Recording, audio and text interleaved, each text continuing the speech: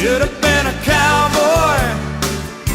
I should have learned to rope ride. Felipe, here we go. We got another episode coming in hot for us today. Our first ever breakaway roper.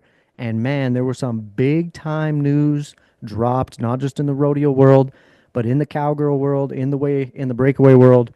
And we're going to talk to somebody with boots on the ground today. How about you let the fans know who we're chatting with? I am so excited, Cole. The Western industry right now, I know some people are going to be angry about this. We're going to ruffle some feathers, but I believe it, man. I think that for the outsider that maybe wasn't born in a ranch, maybe wasn't born into rodeo, it's such an easy sport for them to get behind. You know, the calf doesn't fall over. The calf continues running with the rope, and everyone enjoys it. The girls put on a show. We have some amazing talent right now. It's unbelievable to watch these women rope. You blink and you miss it. And today we have one of the best in the world, Jenna. How do I pronounce her last name? Dallyn. Dallyn. Here Yep. I am, Nanton, Alberta. I'm from Brazil, guys. I'm sorry. I always mess up last names. Good friend of Cole, but she's an amazing roper, and we're going to talk to her about, not only her trajectory through roping, her family. She's a cowgirl, and but we want to know about this big news: the Calgary Stampede announcing that finally breakaway roping will be put into the show. How exciting is that? It's huge, man. Like I look at somebody like Jenna, like you said, small town Nanton cowgirl is getting big time opportunities to rope for life-changing money. And we've got to see, another local Nanton talent, Logan Bird. He's roping for that kind of money on the Houston stage. Well, Jenna gets to rope for it on the Houston stage, but now she gets to rope for it in essentially her backyard of Calgary Stampede. So it's just an absolute another door-shattering thing that's happened in this sport here recently, and I didn't see it coming. Did you see it coming? I don't think anybody saw this coming. Well, I only saw it coming because they told me months ago, and I You had to, son of a bitch! You kept it from all of us. I know. I couldn't tell anybody. I was sworn to secrecy. I didn't want to be the one that it got out and it traced back to me. It's like, wait a minute, who's the mole? Yeah, you get called in for an intervention. Yeah, exactly. Everyone's there. Joel's there. No, I knew, but yeah, it was just my mind was blown. Does that mean you're pulling tie down roping from the show, which is always my biggest fear, right? But no, I think it's only going to add to it. I'm hoping that one day soon, maybe roping will be added. I don't know. They talk about the timing issues. I know it's tough. You got to pack everything in. It's a long rodeo. We're dealing with Sportsnet in Canada. We're dealing with Cowboy Channel in the US. You got to keep it tight, and for the people there as well. So that was one of the things they always talk about is it's tough to add team roping because it will add so much longer, but I hope to see it one day as well, Yeah. Yeah, that's a touchy subject. What's that little face? What's that little face? What's that little face? Dude, I'm just laughing at myself because as a team roper, I personally couldn't be more excited to see the breakaway ropers making a wave like this. It's a step in the right direction for the sport of rodeo moving forward. For bringing new fans and engagement into the sport of rodeo, I couldn't agree more when you say that it's a fast-paced event that a lot of people can get behind, and at the end of the day, that sells tickets. That's going to raise payouts. Yes, it should give back to the contestants ultimately at the end of the day. So I do love that about it. But dog, I'm a team roper at heart. You know what I mean? I would love it's been a dream to be able to rope at a place like that, right? So I know me personally probably wouldn't get to happen for me, but to see the next generation and the people that are really killing it right now get to do that would be legendary. But I'm pretty stoked to talk to Jenna, so let's get to her. How are you? Thank you so much for making the time to be with us. Nice to meet you. Yeah, thanks for having me. I'm a little nervous. This is my first podcast. Hey, another first timer, Philippe. Yes. Yeah. Don't be nervous. Just you're talking to a couple of hacks. It's just going to be a natural talk. And yeah, don't be nervous. It's going to be great. Yeah, Jenna's had to deal with me before. We've had some good times. I was telling Felipe about when I caught a ride with you and Shea and Cora from Gillette to Cheyenne. I got a taste of the breakaway roper rodeo road. Wasn't too bad. A lot less farting than a normal rig I'm used to riding in. So that was a nice change. Oh my God. I feel terrible for you girls. I want to apologize for Cole and his whole family. I can't even imagine being stuck in a rig with him for that long. No, he's a good guy. But honestly, that's awesome that you guys know each other well. And we feel blessed for you to come on the show with us today. Congratulations on all of your success, everything you're doing. You're killing it. It's amazing to see. You just climbing up. I'm always checking the standings. I love checking the world standings and just seeing how well you're doing this year. And last year you had a big year as well. But we got to talk about the big news. Calgary Stampede just announced breakaway roping gets added to the show, a rodeo that is one of the most important in the world. We're talking over 100 years of legacy, of history, of Western heritage. For you, how does that feel for someone that has devoted her life to the sport? How did it make you feel when you saw your hometown rodeo basically adding breakaway roping to the show? Yeah, it was awesome. When I first saw the news, I honestly just got chills. Like that's just so exciting for our event and being around Calgary and watching it on CBC Sports, at home. That was kind of the only rodeo we got to watch back then before the Cowboys channel. And I remember we watched every perf on TV. And it's very humbling to see how far the sport has come and to be in the middle of it is very exciting. Yeah, you're kind of one of the spearheaders, I guess, for this new generation of breakaway ropers coming up. You're following in the footsteps of the Jackie Hobb Crawfords that have kind of had to take a brunt of the force, I guess, to push over the blocks to start making things happen. But kind of looking back on I guess the career of breakaway at the Calgary Stampede and looking back on your career, breakaway has been at the Calgary Stampede, but not in the Calgary Stampede. Have you got to be involved in those previous breakaway, kind of those stepping stones leading up to this moment? Yeah.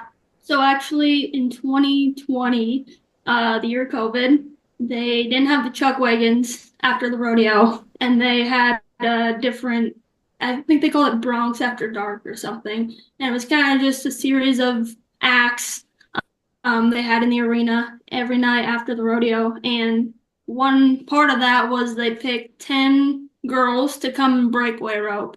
And so I think Maynard Bird was the head of that. And they kind of told him, this is what we want to do. We want to showcase the breakaway roping since it was so new at that time and just get, some girls together and we just want to showcase that every night. And so I was lucky enough to get picked as one of those 10 girls. And for 10 nights in a row, we drove in there and we each roped one calf every night. And it paid, we kind of just had like a little jackpot amongst ourselves or average rodeo amongst ourselves. And we got paid every night. I don't know how many places they paid, and then they paid an average at the end. So we did get to rope in the actual arena. And I believe it was the Yeah. start as the calf ropers. And so that was awesome. Like that was the coolest thing ever at that time. And we weren't, I don't think the crowd knew what was going on and we weren't part of the rodeo, but we were just an act and we were so excited to be there. And yeah, that's a highlight as a breakaway roper. So to be actually added this year with the added money is crazy. That's Go ahead. so funny because I totally forgot about that. The hole that was COVID. That's right. They had breakaway roping, the relay racing. The guys from Quebec came up, and it's funny you say people didn't know what was going on, Jenna, but the feedback was that was one of their favorite parts of the entire experience was the breakaway roping. And I'm sure that little taste may have helped push for what has just happened. But you know what? It's funny you say a little jackpot inside the Calgary Stampede. What was it like backing into that box? Like, what did that feel like for you? Yeah, it was awesome. I just remember like when you always watch Calgary on TV, you just see them backing up into that yellow Wrangler banner, and it's above their head. And I just remember like when we were doing that and just, yeah, actually getting to be in the box. Like it was crazy. They did have the arena like blocked off, so it was an alley. It wasn't like the whole arena, but I mean, still, it was still Calgary. I still just remember backing into that box with the yellow Wrangler banner right behind you. Oh yeah, that'd be such a legendary profile picture right there. Just like check it Yeah. out, mother truckers, right? But yeah, like you got to be a part of breaking the ice, and then so you ended up fourth in Canada in the breakaway this past season. now with Yep. the news breaking, have you been reached out to? Does that automatically get you into Calgary 2025? So I haven't been reached out to yet, but I did read that they are taking top four from the previous Canadian standings after it was all said and done. So I should be in there, which is awesome. And Oh my, actually, last they've had the Rocky Mountain Cup for the Oh last my two God, it's years, amazing. and they took five from the Canadian standings to the Rocky Mountain Cup the last 2 years, and I was six both years. So I went through the qualifying process, and I actually never made it. So it oh was a good time no. in the top four. Oh no, crying hole 2 years to go to CS. That, yeah, that would be a dagger for sure. Just down the road from the hometown.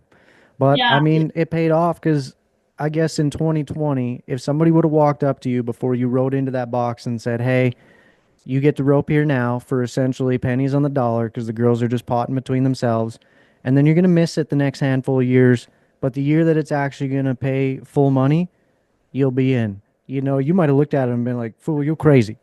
But yeah, now you get to show up, unload, and rope for life-changing money essentially, and that money will count towards the NFR, correct?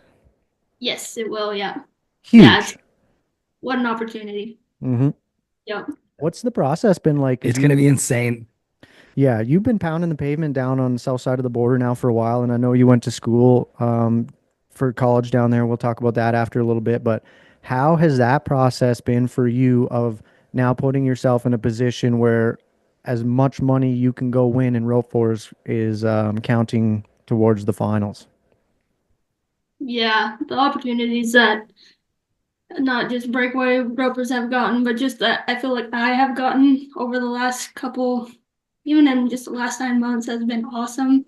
Um, I'm kind of at a weird age and in a weird spot where, when I grew up through high school rodeo, this wasn't even an option. So like the goals weren't there, you know, it just wasn't an option. It wasn't something that was in your head that you could go do what I'm able to do now.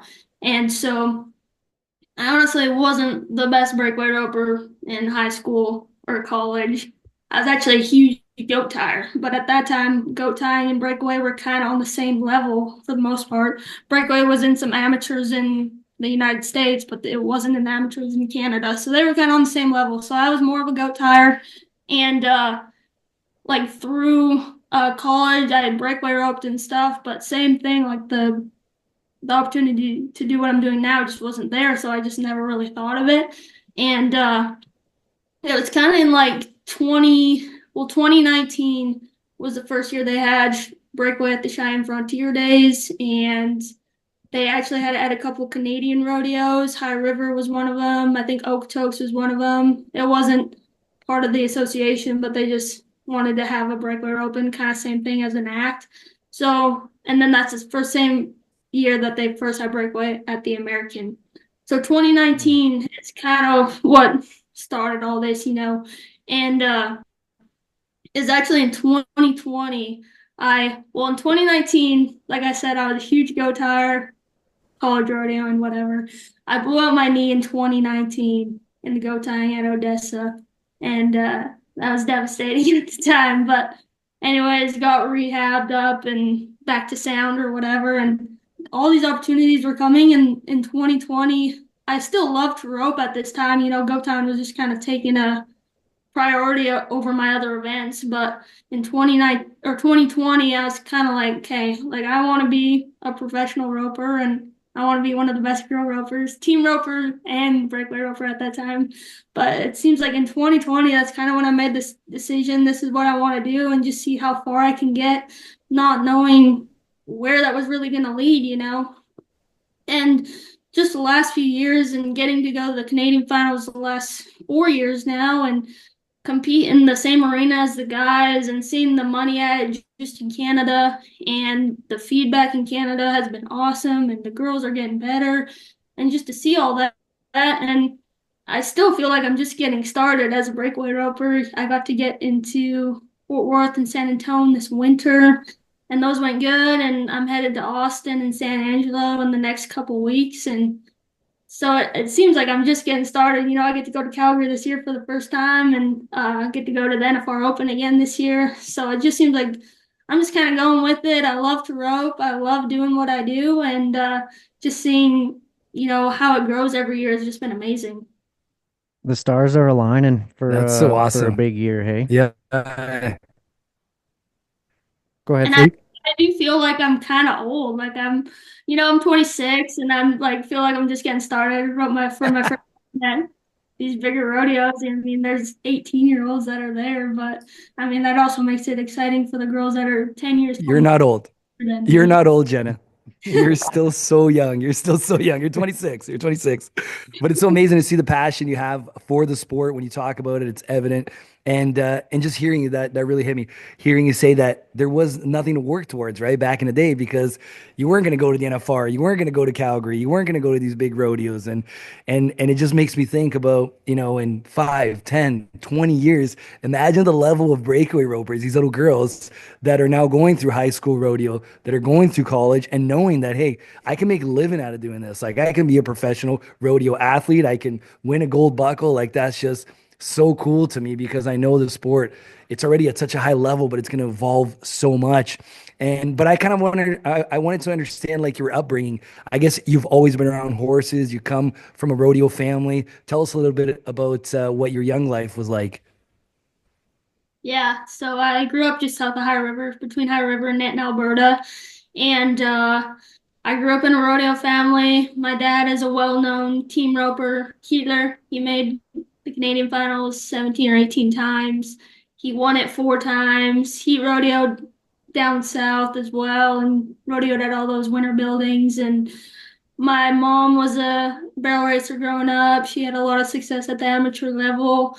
And so with that, I grew up into it. They both had horses. I grew up riding a horse. And then I kind of just went through the typical rodeo kid steps, the junior rodeos, high school rodeos, did every single event and just took to it. And it's funny, I grow up in that situation, but I have a younger brother. He's 3 years younger than me, and he has nothing to do with horses. He went to maybe too many rodeos where he's out, but Shout out, Britt. opposite way. Yeah. Yeah. Fun fact, Felipe, Jenna's dad won a gold medal at the Olympics for heeling beef. What? When it was in Salt Lake, right? Scotty Schiffner won one as well. I think that's so awesome. He beat Yeah. Rich Wow. and Speed, dog. But sorry, Rock, this podcast ain't about you. Back to Jenna. We got to have him on, though. We got to get him on. Yeah, We got to should get him on the actually. That would pod. be sweet. Yeah, there you go. Yeah, we have the medal in our house. It's not gold, unfortunately. Bummer. Yeah. Um, okay. Yeah. You've been putting in a ton of work. Felipe, I don't think you understand how good Jenna heals as well. Like, if Jenna and I matched on 10 head, dude, I would get spanked. No way. Hey, we should I'm make that s- happen, actually. Oh my that God. Can we do that? Have a match roping you two? I would actually be down. That'd be fun. That would Yeah. be I mean, I think you would definitely get me. we'll do 10 head on the heels, 10 head breakaway, and then if we've got a shoot dog for a tiebreaker, then Yeah, we'll go go time for a break for us. absolutely. Oh, I One thing I was gonna bring up. go ahead. I'm on Argentinian internet. Let me just apologize to everyone. I feel like I'm showing up like 2 hours later here, so I just want to apologize quickly. Go ahead, Cole. You're good, brother. I want to bring up because you are getting to rope at the coolest places in the world now, but it wasn't always like that for Jenna. How about you tell us about your days at Alta Genetics, raking leaves with your cousin GQ, just putting in work and the grind years, I guess, that put in the discipline in your young athlete heart to just work hard at what you want. Yeah, for sure. I'm trying to think about what year that was. That was during COVID, I think. Um, so I guess in 2019, I blew out my knee in the goat tying, and that was like in February or something. And I finished out my school year, and then the next school year, I just stayed home and in a life crisis at this point. I'm like 20.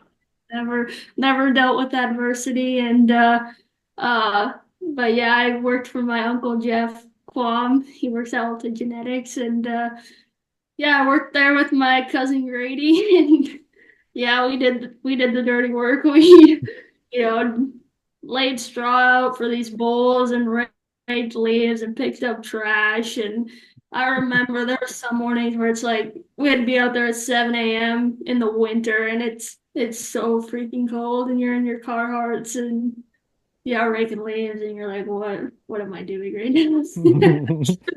But yeah, that's where it started, and I guess that was also at the point where it's like, yeah, I want to be a professional roper, or at least see how good I'm gonna get. So that's definitely a driving force. Everyone should go through that. Yeah, absolutely. You will want to score a little sharper and throw a little quicker when you're out there and it's minus 30 and your car hearted up and their car hearts aren't doing much.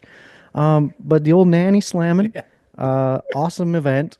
One of the best to watch because obviously some of the wrecks are gnarly. And you said you blew out your knee. So can you please break down your top three gnarliest goat tying wrecks, starting with number three? That was probably the worst one. I fell a lot, but I don't know, it was never like too bad, but I fell a lot just because I always tried to go as fast as I could, so I usually would land and kind of belly flop and pop back up all the time, but that was the last time did not pop back up, and I never did it again. But I didn't have too many wrecks, and I truly loved the go tying. Like I had the most success in that in junior high, high school, beginning of college. And I think the thing about it was, and this is why go tying is so good and so tough at the top level, but there's not a lot to do with horsemanship or the draw. I mean, every girl has her good horse. She knows how to keep them working, but I think once you get that down, then it's fairly simple, and uh, the draw really doesn't matter a whole lot. And just the girls who tie the most goats at home are the ones that win consistently. Like it's almost like whoever can become the most robotic in the event, you're good. The draw is not usually going to take you out. Your horse usually isn't going to affect you. The top girls that know what they're doing. That's why at the college finals you see like sixes just run after run because these are the best girls and they just do the same thing every time and they do that all week. You know what I mean? And I think that's why I liked it so much, just because, yeah, it just seemed like the most consistent event where most work you put in, that's kind of what you got out of it. And, that's, yeah, that's why I liked it. And I truly loved to tie outside every day. And we had matches in college and it was so much fun. But I think when I actually, my second year of college rodeo, I was second in my region and then I was third in the nation that year. And I might have got a little too serious about go time. That's why the universe broke my knee. But they're like, hey, you need to start roping now because this go tying isn't going to get you very far after college. Yeah, the universe is like, hey, the dollar bills are gonna come from throwing fast. Quit that go tying shit. Yeah, exactly. That's how it is anyways. Yeah. So, taking your discipline from the goat tying, you were saying there were robotic aspects of that event that if you could just really nail those down, you could be very successful. Have you found those things in breakaway, or is breakaway very just reactive? Know the calf, know your start. Like, what's that transition been like? Yeah. Breakaway is breakaway is very different, I would say. As far as I don't know, like you can rope the dummy as many times as you want, and the top girls have done that. Like that's kind of like a prereq, to get to be one of the best. Like they've roped the dummy so many times, but you can't just do that and you're gonna rope every calf at the rodeo. You know what I mean? And where go tying, it's kind of like if you don't necessarily have to make runs off your horse every time. If you're tying on the ground every day, that's usually going to transition pretty easy to the arena. And not like obviously mental game affects all that, but as far as breakaway, yeah, it's more complex, and the horsemanship is huge, like so huge. And just, even just getting horses, making them keep working, all that just makes it such a tough sport. And then it obviously is so fast. So you can't think while you're going through a run, but you just gotta prepare the best you can. But there is so many aspects within just your horsemanship, your timing, reading cattle, knowing your starts, adjusting to starts, like there's so many aspects in the breakaway open. And you're right, when you do get to the rodeo, it's all reaction. You can't think through your run when you're at the rodeo. So And you talked a little bit about horsemanship, and you have a great horse called Taxi, has been your main partner in crime. Tell us a bit about that horse and where he came from. Did you train him? It seems you guys have a really good fit. yeah, so Taxi, I actually bought him 2 years ago off my dad. My dad wouldn't let me use him. I had to buy him off him. But no, he was a switch ender team roping horse, and my dad bought him, and he kind of rode both ends off him as well. And at the time, I was looking for another breakaway horse, and my dad said, "I think Taxi will be really good. He's super cowy and all this stuff." So I pen roped off him a little bit, which he was 11 at this time, so he's been everywhere. I don't think he got breakaway off a lot, but he team roped a bunch, been everywhere. So he's seasoned and whatnot. But yeah, I think it was like April. I started just pen roping on him, roping some jerseys off him, and he took to it really fast. This was in 2022, and that year I wasn't planning on rodeoing in the States, but I remember at that time that I just told myself I'm gonna enter Cheyenne this year. Like that's a bucket list rodeo. I want to go to Cheyenne, and I figured Taxi's gonna work awesome. I'm gonna take Taxi to Cheyenne. So, um, yeah, I started like kind of training Taxi in the breakaway in April, and then in beginning of July, I said, well, I'm entered in Cheyenne at this point, and I thought, well, I better take Taxi to at least one rodeo before I go to Cheyenne. So I took him to Benelto, and it went terrible, but I was like, that's good enough. So we went to Cheyenne. That's where we picked up Cole on that trip. But I actually made it all the way to the semifinals on Taxi there, which was super cool. And but yeah, that was the horse that I kind of rode through Canada, and that's who I won the NFR Open on last year. So I actually sold Taxi just not long ago. Oh no. I have another horse now that I rode last year at the Canadian finals and at the Winter Rodeos this year. So Taxi's doing breakaway things for another girl, but he was a good horse. Can you please talk to us about Cheyenne and just that whole experience from riding in the box to run your first one to that intimidating score, the arena, just everything. And you did. You had such a good Cheyenne. Like it was pretty cool to follow along after we had that trip and just try and keep an eye on how the girls were making out. And then Tiger and I, actually, the day that we went to watch, you roped and kicked ass, and it was like, no freaking way, like, let's go Canada, right? So can you please talk to us about Cheyenne and just everything that rodeo had in store for you? Yeah, Cheyenne's awesome. That rodeo was so fun. But how it works is they have one huge slack, and all the girls that entered, I forget what it's limited at, 100 and some, but they have a huge slack, and so everybody shows up on this Tuesday to rope one calf, and I think there's 200 in this slack, and they take 30 out of the first 100 and 30 out of the second 100 to the performances. Whoa. So it's a huge slack, and all the girls are there. And I've never been to Cheyenne before that, never seen the arena. It's humongous. It's so long, like it's crazy long. And but the start is just so fun, and I think it's one of those rodeos where like you can't practice this at home, and you've never done anything like this, so it's kind of like you just got to figure this out when you get in the back of the box. But you can see the skull, like where the barrier pull, or where the neck rope pulls off the calf. They have a line out there where you can see it.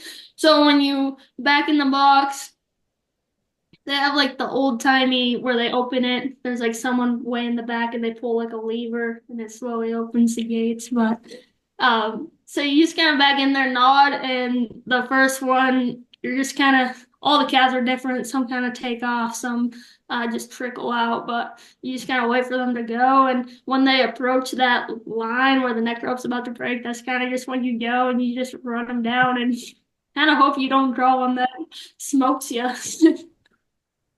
Yeah, it is a big drawing game, hey, because some you go blowing up to and they just kind of head in the air, aren't paying attention, and some hear you coming and just tail in the air, gone.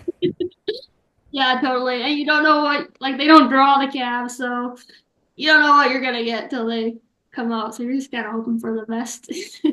That's what I freaking love about rodeo is sometimes it just comes down to how cowboy are you? Because we're paying 5 grand to the cowboy son of a bitch here. So good luck.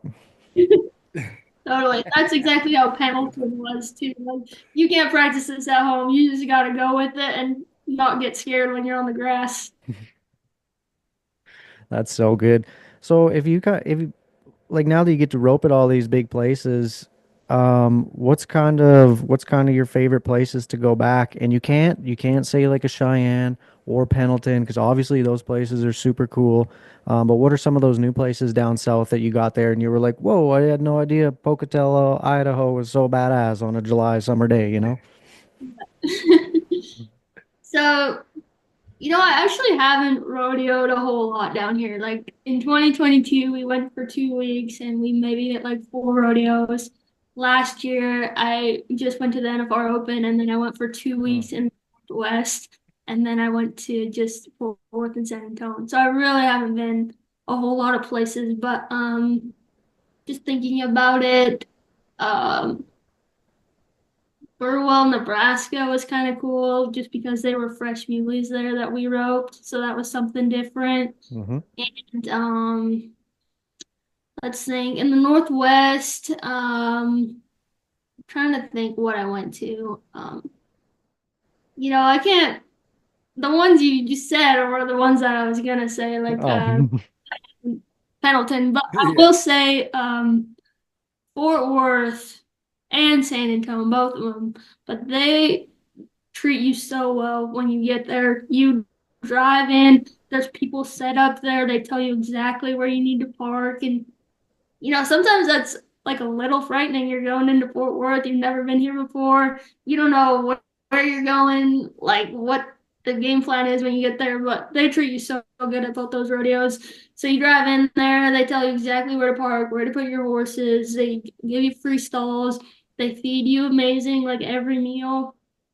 And that's maybe something that people don't know about those rodeos, but they treat the contestants so well. And at San Antonio, they have a concert after every performance they let the Cowboys and their companions just go watch. And that's the cool part about those rodeos. nice. And Jenna, when Yeah. you're going down the road, do you usually travel alone or do you have a traveling partner that you usually stick with? I usually have some girls with me. It seems to change quite a bit, but whenever I've came down, I have come down with Shea Beaver. Cole talked about her. We've traveled a little bit together. When I went to Colorado Springs last year, actually my mom came with me, so that was super fun. And then last year when I went to the Northwest, I was by myself a little bit, and so yeah, I'm kind of go with whoever. And you talked about your mom being a barrel racer. Did you ever have a barrel racing moment or did you say, no, I'm not barrel racing. I just want to do goats and roping. Did you ever have a moment where you're like, maybe I'll be a barrel racer?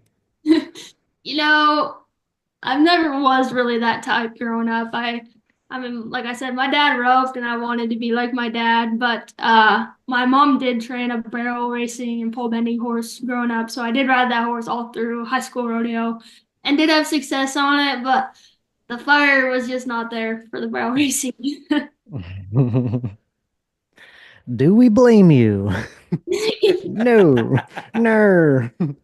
You get it. Well, Cole's getting taken down in the message boards now Yeah, god by dang, the they're angry coming bear after me racers. again, dude. That's probably how I didn't get into USA. There was a barrel racer called the Border. What's this I heard about a Leveland Halloween party? You were dressed up as a Smurf? I was wondering if this was gonna come up. The story's really not that good though. Oh dear. You can choose to tell it if you want. I just thought it was really funny because anybody who dresses up as a Smurf has a pretty good sense of humor. Well, I can probably tell the story because I feel like everybody in Canada at least knows it. But All right, lay it on us. that was so my freshman year. I went to college in Levelland, Texas, just west of Lubbock, and it was a pretty small rodeo team. There's like 30 of us, just a timed event rodeo team, and our barns and our practice arena and stalls are all on campus and whatever. And I was just a freshman, and the sophomores definitely led us astray that year. They said, "Oh, like we can party in the barns or whatever," which is on campus, and no one catches us. No one catches us. We'll be fine. And which we did a couple times, I guess, before that, but the cops were still driving around, so not the best idea. But we did get away with it. But Halloween night, yeah, it wasn't good. Me and this other girl dressed as Smurfs. She painted her face blue, and I did not do that, which was good. She went blueface. Yeah, she did. And we're just in the barn. It's not that late yet. Like it's maybe 9 o'clock. It's Halloween. There's only like 30 people in this barn, having a few drinks or whatever. And someone says the cops coming, like the campus cops are coming. So everyone kind of hides, whatever. They just kind of drive around and they leave. And so we thought it was a good idea just to go back to what we were doing. And then maybe 30 minutes later, they come out and they actually stop at the barns and get out. And so everyone's like, oh crap, like we gotta get out of here. So we run out the back of this barn. There's probably like some people kind of went to the trailers and whatever, but there's probably like 16 of us run out the back of this barn in this cotton field in West Texas. And we are running so fast. I remember I was following my roommate, and she's a runner, of course.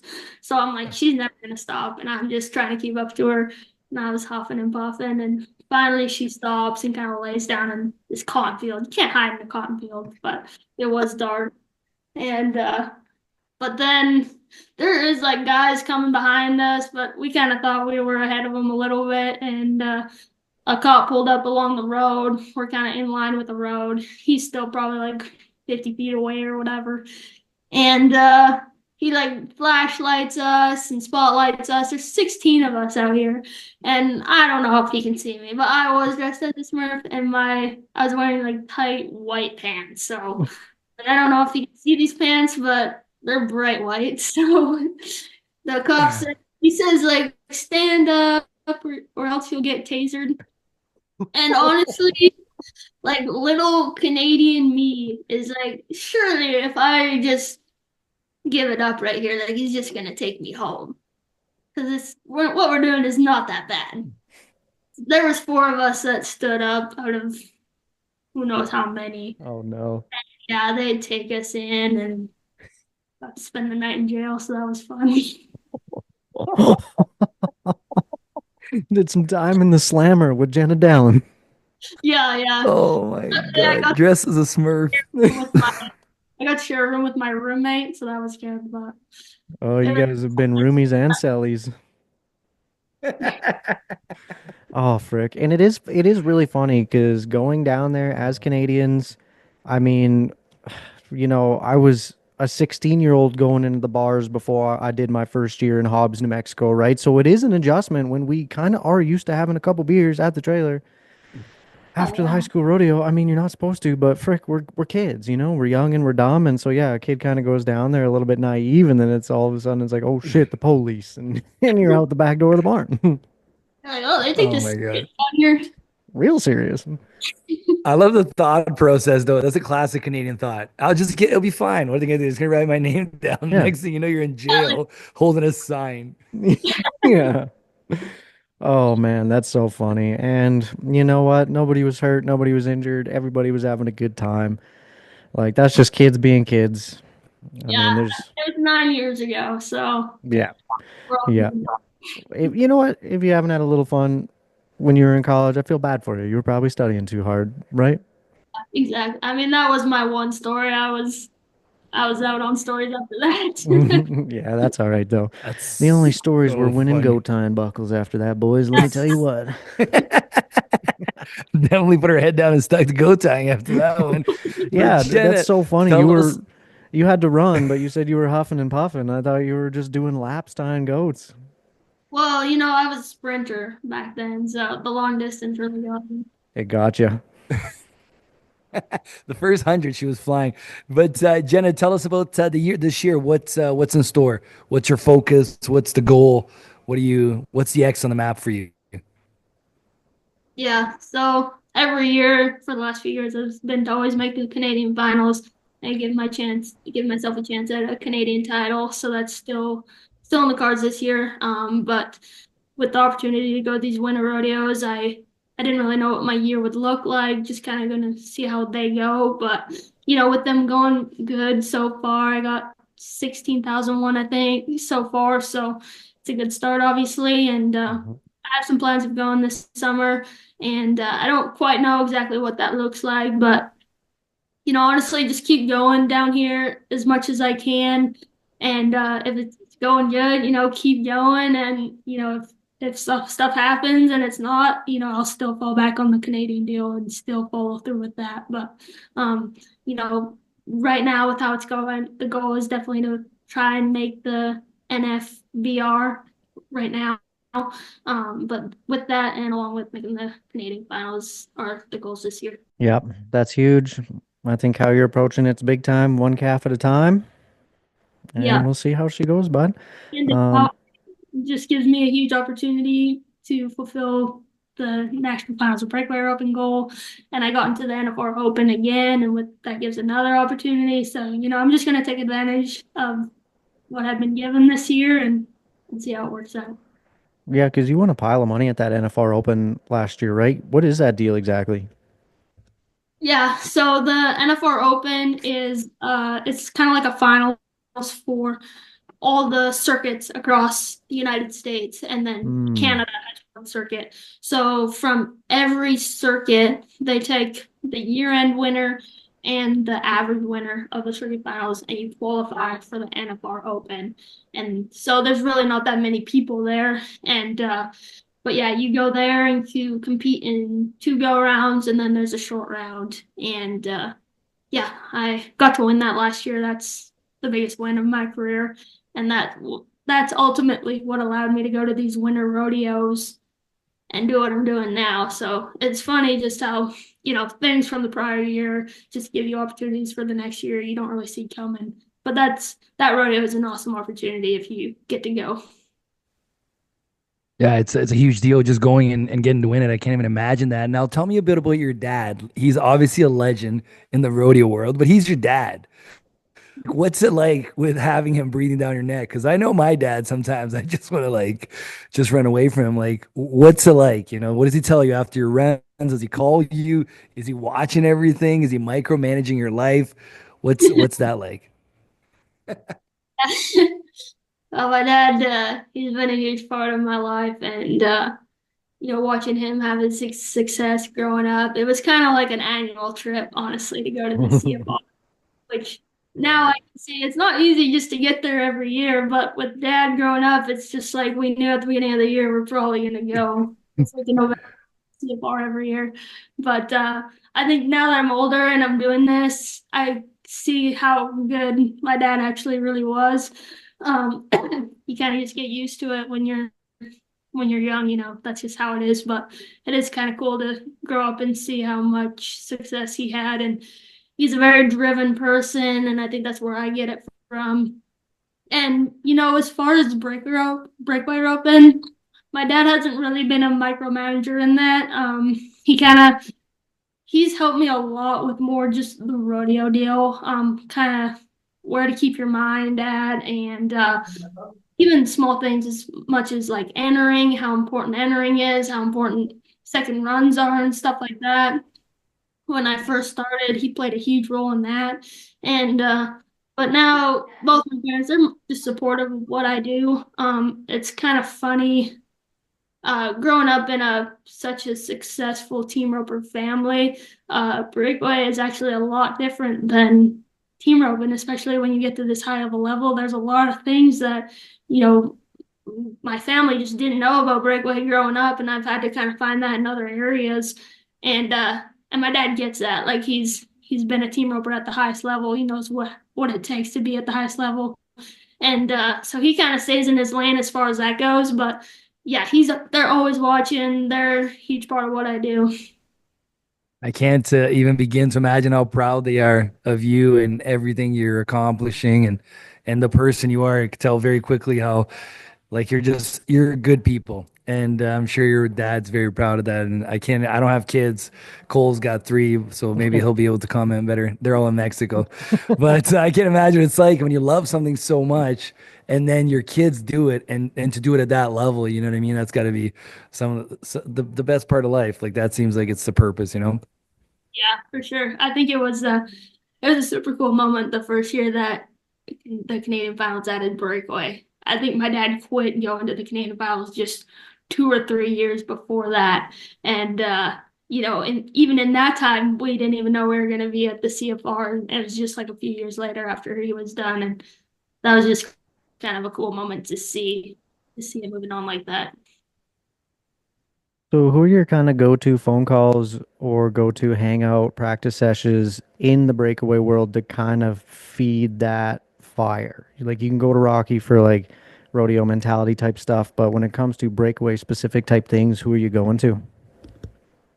Yeah, so actually my boyfriend, Riley Winsfield, we've been together for a few years, and um we talk about it all the time. We break it down all the time.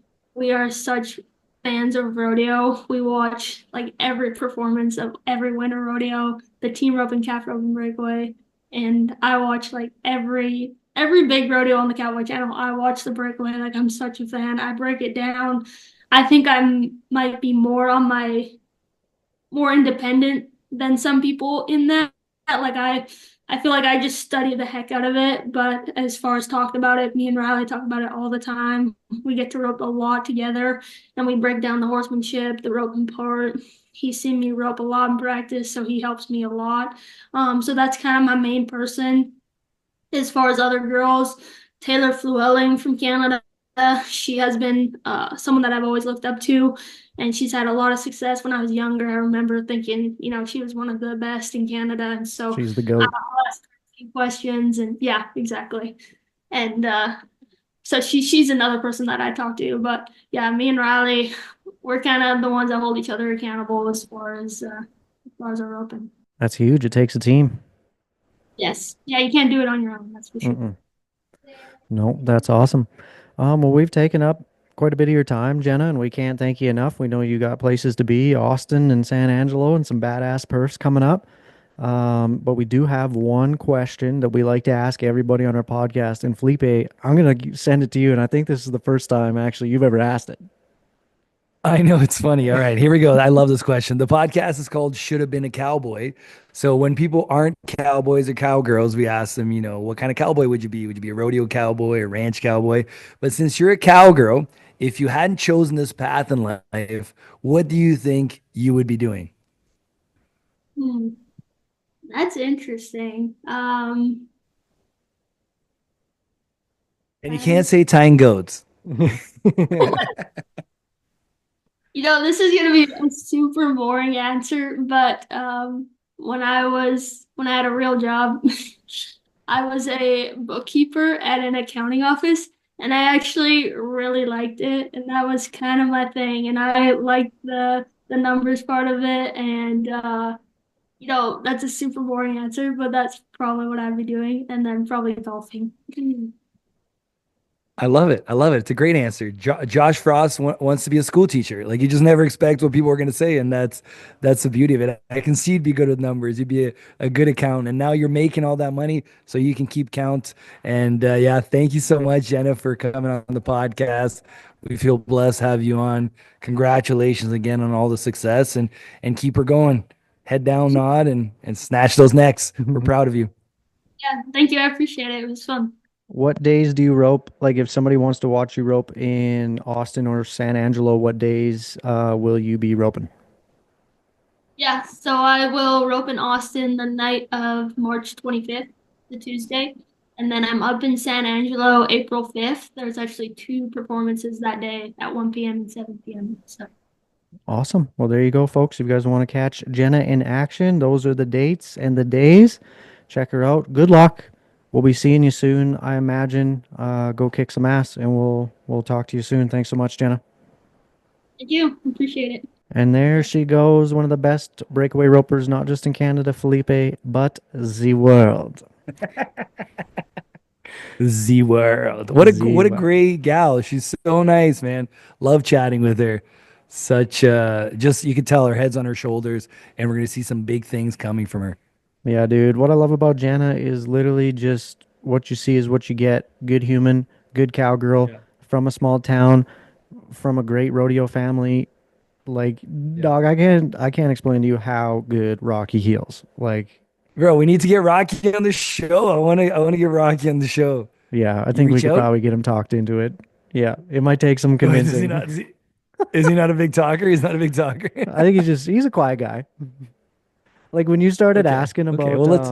like what is a practice like with Rock, I was genuinely very interested because I've been in the same arena as Rocky while roping over at Barry Black's, just me, Barry, and Rocky, and Barry's turning us both steers. And Rocky didn't say a word to me the whole practice. And I'm like 14 or 15 years old. And Barry eventually rode over to me and was like, if you have any questions about your roping, you need to go ask Rocky. And I was like, oh, okay, okay. So then I would ride up and be like, hey, if you see me doing anything, like, I wouldn't mind being picked apart. So nervous. Like this Yeah, is I like, was oh so my nervous, God. dude. I'm like, here's the best healer in Of course. Canada, and Yeah. he's watching me rope and he's not saying anything, and I'm internally freaking out, dude. I want to spontaneously combust. I want to grow wings and fly away right now. Bro, we've all been in those situations where you need to perform in front of people that are just extraordinary at what they do, and you're just like, oh my God, I'm falling Yeah. apart, but I Yeah. can't show this. I need to keep it together. Yeah, dude. But anyways, we should try to get him on because what a legend, man. Like unbelievable what he's Mhm. done is He's been just a he's a machine, right? Like that at that point. Oh, and paved a path for, I mean, what team ropers are roping for today up in Canada. Like he was one of the spearhead guys to Yes, get sir. like to even get the finals or to get team roping into the finals up here and stuff. So, yeah, he would be a great chat. We'll have to get that lined out. All right, let's do it. Well, Cole, another great episode. I'm sorry for the internet. I don't know if you guys could hear me or not. It was funny because I felt like I was live on CNN. You know, when you like finish and the people were still like, and then 10 minutes later they talk. You're like, oh God. No, But that's anyways, I okay. hope it worked. We could tell, and we just adjusted for it, bro. It was no problem. It's not a problem at all, man. I'll be back in Anybody- Canada soon, buddy. I'll be Yeah. back to the high speeds internet of Calgary, which aren't that high speed. Yeah, no, dog. It's still pretty cold right now, but yeah, we will be back in action. Felipe's headed home. I got one more quick trip to Arizona, and then I'm gonna be back starting like first week of April. So yeah, I'm really excited, dude. Summer is approaching quickly. Very, very quickly. It's gonna be a big summer. Should have been a cowboy. Cowboy Absolutely will Cole. be. Let's do it, buddy. Felipe, we'll see you in the next one, brother. Peace.